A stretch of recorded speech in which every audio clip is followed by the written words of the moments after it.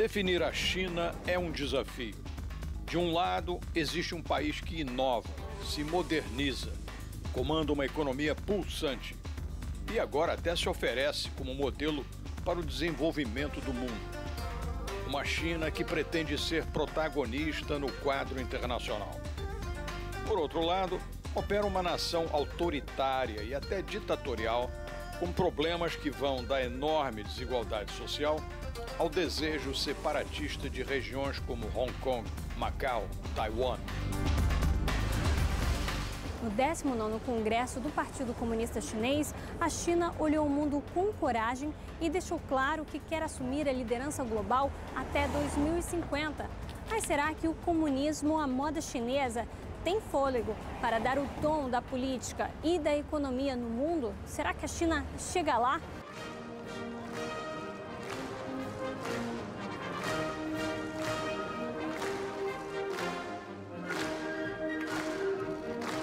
A cada 5 anos, a China planeja seus próximos 5, ou vai além.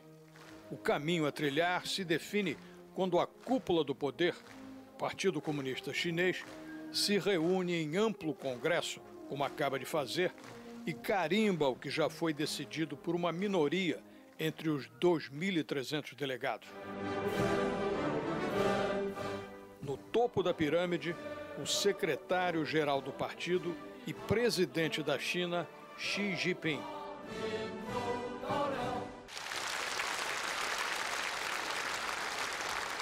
Especialistas em China já consideram Xi o líder mais influente no país desde Mao Tse-tung.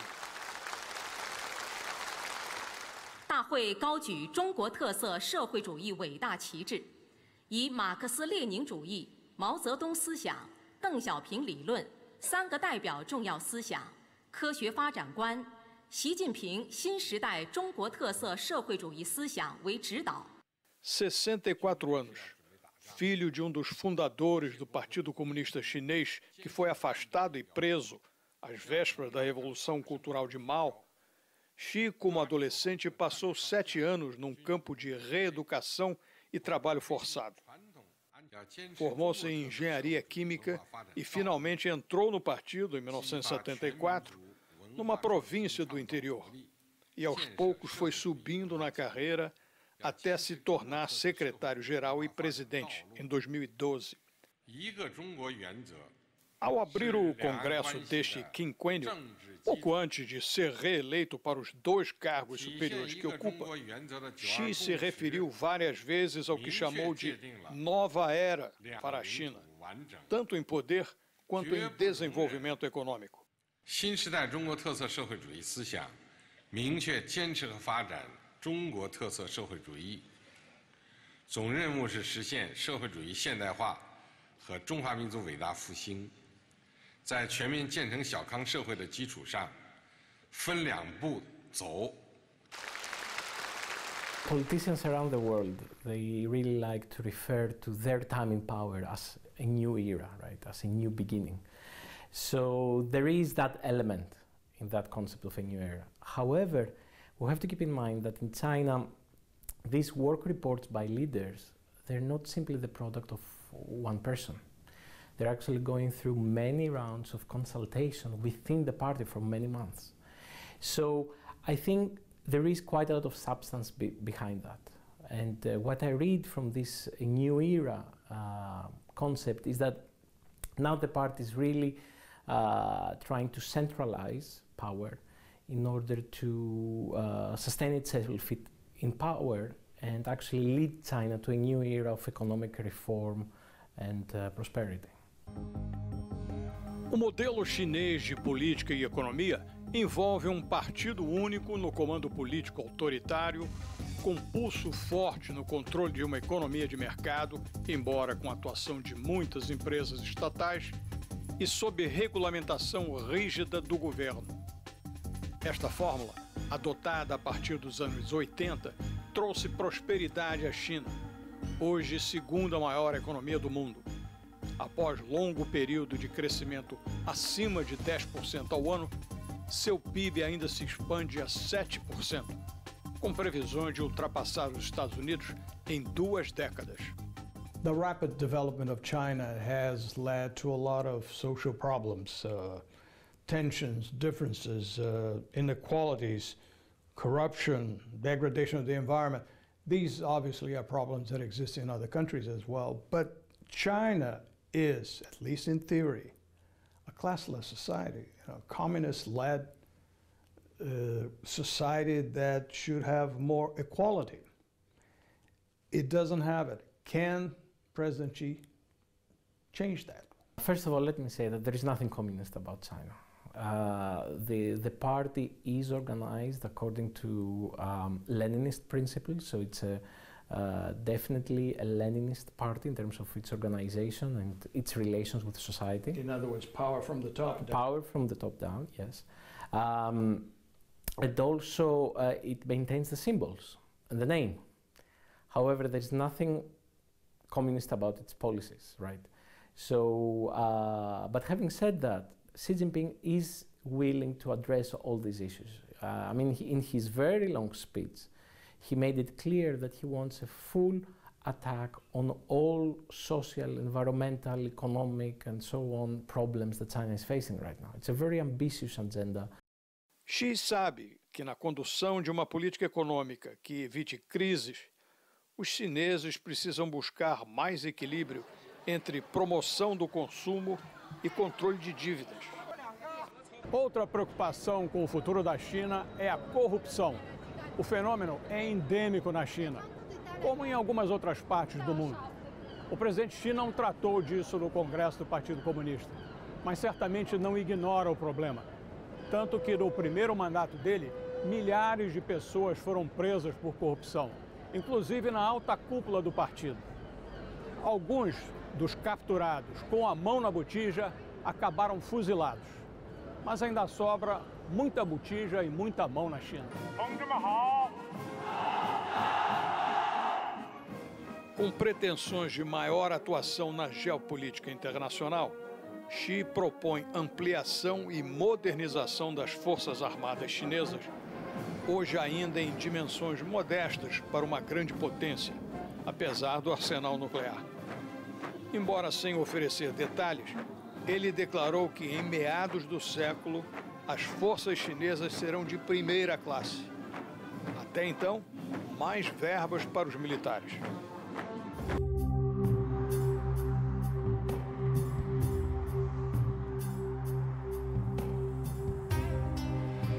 O crescimento da China trouxe melhorias visíveis para o país. Hoje, as metrópoles chinesas impressionam pela infraestrutura e pela segurança. A classe média está em expansão e vive cada vez melhor.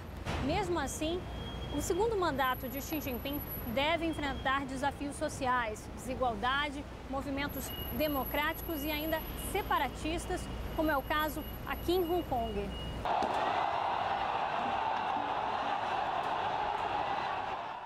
Nos últimos anos, o território chinês viu uma nova geração de ativistas defender uma ruptura radical com Pequim. Para lidar com o problema político, o governo chinês optou por reforçar o controle e a confrontação. Além de Hong Kong, a China enfrenta movimentos separatistas na região autônoma do Xinjiang, no extremo oeste do país, no Tibete e em Taiwan. Jonathan Mann é advogado e especialista em direito criminal.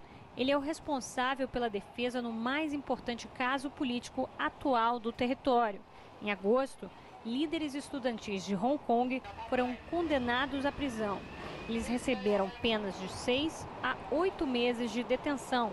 Mainland China, of course, they were very worried about the so-called independence of Hong Kong. The city of Hong Kong, they were very concerned and they want to have a very close control of what happening in Hong Kong.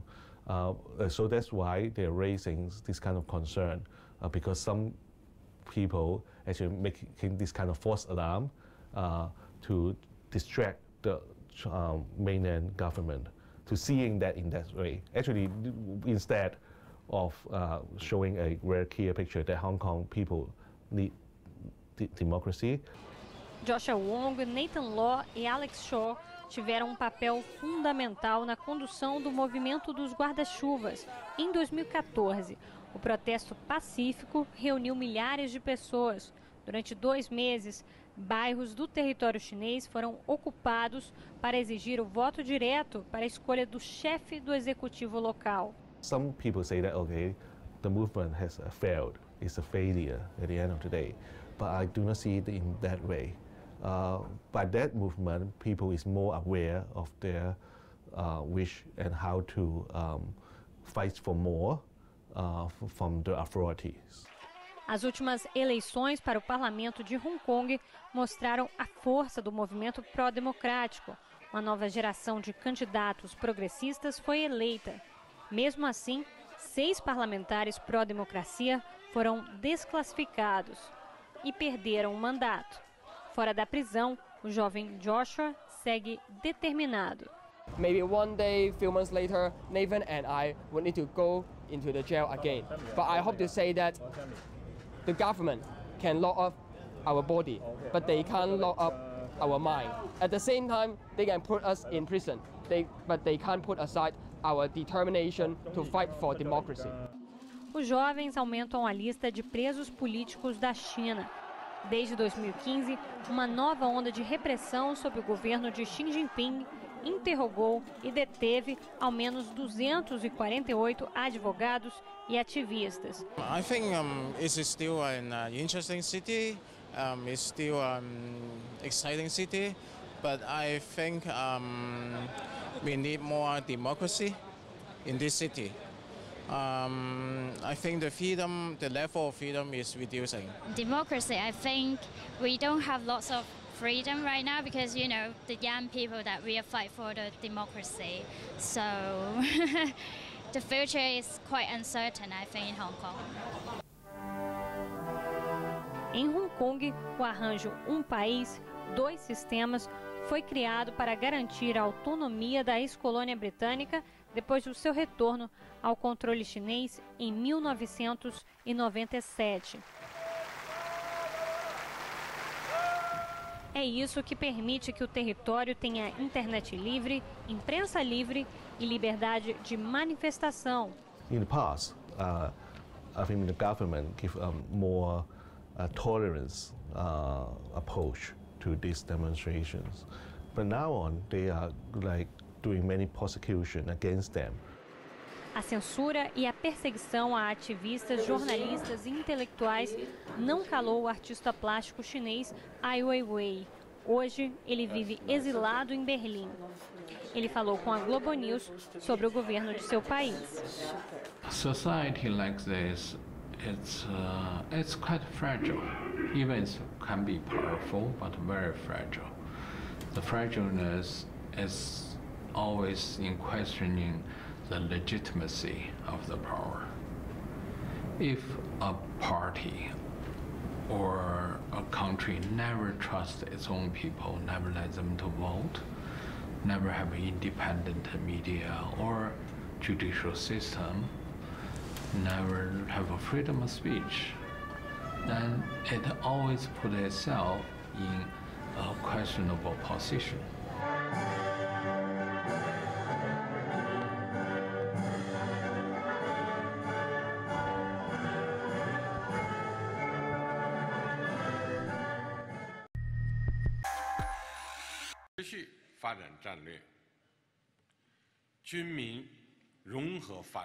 Xi Jinping é visto por muitos analistas como o político mais poderoso do mundo no momento, até porque a concorrência habitual deixa a desejar. O líder da China deixou para trás a postura de timidez no envolvimento na política internacional, limitado ao estritamente necessário, e prometeu ocupar espaço no centro do palco das questões mundiais. The speech signaled the end of the so-called Taguan Yanhui policy, which was the policy of keeping a low profile.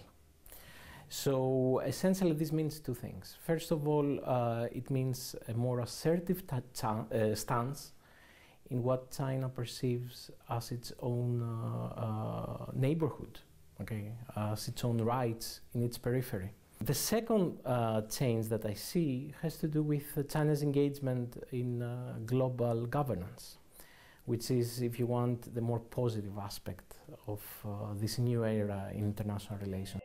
Xi sugere que outros países podem adaptar o modelo chinês. It doesn't need to necessarily follow, copy-paste the experience of the West, or take the assistance of the West in terms of Western financial institutions such as the World Bank and so on. The Chinese program, One Road, One Belt, strange name, but in any case, it's this program to build infrastructure, railways, ports, power stations from Asia to Europe, also projects in Africa. What does he want to do with that? I think what is the most important here is not the exact amount of money involved, but the vision. Is this a vision that China will actually be able to sell to other countries? Because definitely China wants to cooperate with other countries in order to finance all these projects. Let's face it, the world economy needs more investment in infrastructure. We know that. So China is there to offer that, and it's there to offer a whole range of opportunities for cooperation. Good deals for its companies. It has a strong economic logic for its state-owned enterprises. And of course, with that, economic gains also political kind of gains will come along. A relação entre China e Estados Unidos, as duas maiores potências mundiais, está cercada de incertezas e inconstâncias. Durante a campanha presidencial americana, o então candidato Donald Trump cansou de dizer que ia impor mais taxas aos produtos chineses. Houve até quem temesse uma guerra comercial.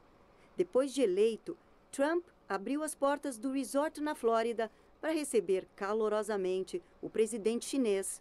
What has changed since their first visit? I would say that President Trump has lost even more power and his momentum in office. So his ability to get things done is being more and more in question. President Trump basically had campaigned on trying to make America great, right? So he wanted to create a wall between Mexico and the US. He wanted to create a border tax. He wanted to repeal the health care plan. He had a long list of things he wanted to do, but he doesn't have an ability to implement any of them. And so a lot of these things have been shelved or he's lost all his allies.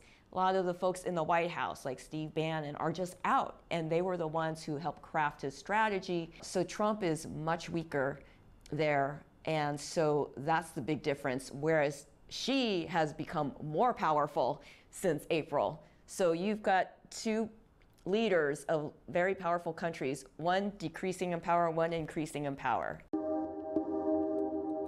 Não é de hoje que China e Estados Unidos vivem aos altos e baixos. Durante os 50 anos do regime comunista de Pequim, os Estados Unidos não reconheceram o novo regime linha dura de Mao Tse-tung e passaram a apoiar os nacionalistas que fugiram para Taiwan. Nas guerras da Coreia e do Vietnã, os dois países lutaram em lados opostos. Foi somente em 1971, quando a China convidou uma equipe de tênis de mesa americana para jogar em Pequim, que foi iniciada pela primeira vez uma abertura diplomática. Graças à política do ping-pong, como foi chamada na época, que o secretário de Estado Henry Kissinger fez uma visita secreta à China para preparar o terreno para a primeira visita do então presidente Nixon ao país. Mas foi só em 79, no governo Carter, que as relações diplomáticas foram oficialmente estabelecidas. E com isso, veio a parceria econômica. Hoje, a China é o terceiro principal destino das exportações norte-americanas, enquanto os Estados Unidos são o maior importador de produtos chineses. Resta saber se este intercâmbio comercial tão intenso vai se manter com os Estados Unidos sob o comando de Trump. E mais, se os Estados Unidos estão dispostos a conviver pacificamente com uma China que influencia cada vez mais o resto do mundo.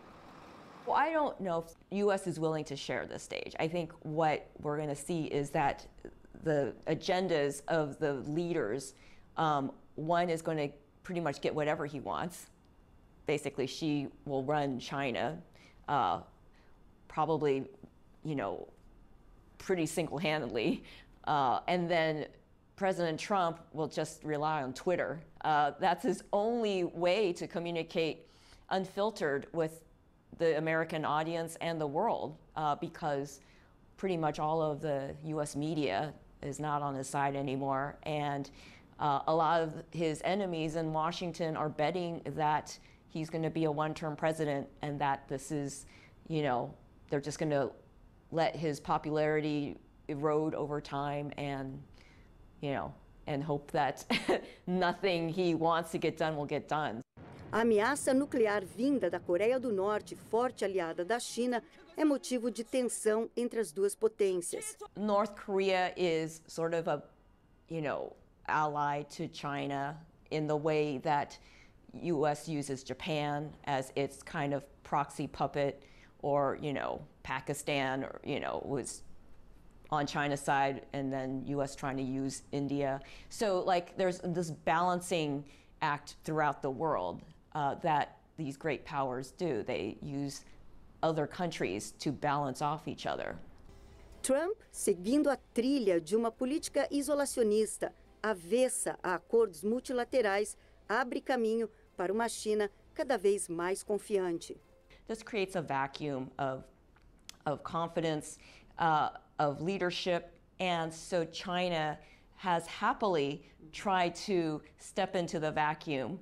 Xi Jinping has been trying to show the world that they want to stick by all the agreements that they signed on to. And what would be the main challenges that President Xi Jinping be facing in his second 5-year term? Oh. What would be the main challenge in your view? He is consolidating so much power under him in China for a reason, because he wants to implement very major, serious reforms in order to make sure that China is a clean, modern society and have a big middle class. That means that he has to stop the real estate development from getting out of control. He has to shut down a lot of industrial capacity in order to shift it to light industry. And this is going to cause a lot of people to lose a lot of jobs, cause a lot of people to lose money. These people are going to create civil unrest, and he needs to ensure he has power to make sure that this doesn't get out of hand, right?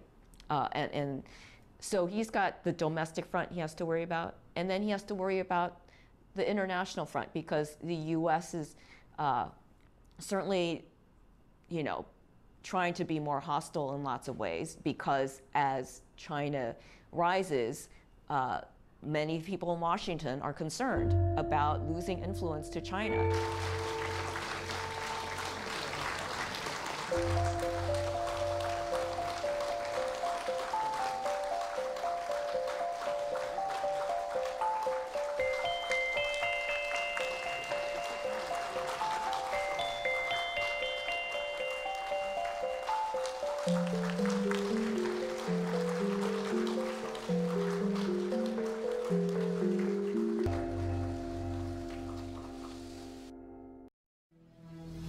Sem fronteiras.